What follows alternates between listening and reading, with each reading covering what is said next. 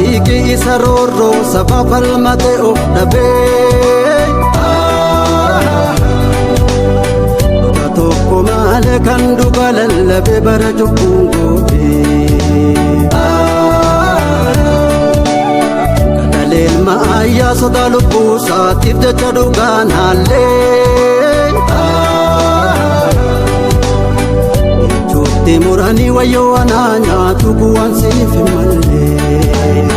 Galanni kee ta'u bilisummaa dhagaaf qabsooftee Indagattuu seenaan galmeeffamee jabduu natti gootee Nun jilbeeffachiiftu aadaa fi ajjechaan Dhiigni goota tokko kumaatan biqilchaa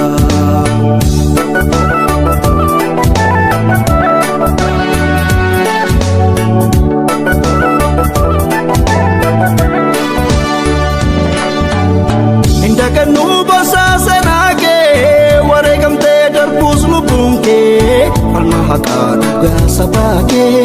kayyoo firquu gatawan kaleessa lubbuu qaalii dhugaaf dabarsitee dhaloota qartee wareegamtoota jaallan kalee qabsoo fi gootummaarra dhaallee kayyoo sanii galmaanni keenya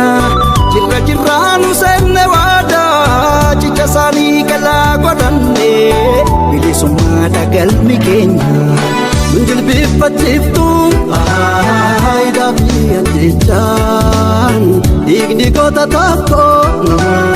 kumaatan biqilchaa dungoon qabsiifame yoo hundaa muniifaay qabsaa yoo kufees qabsoon itti fufaa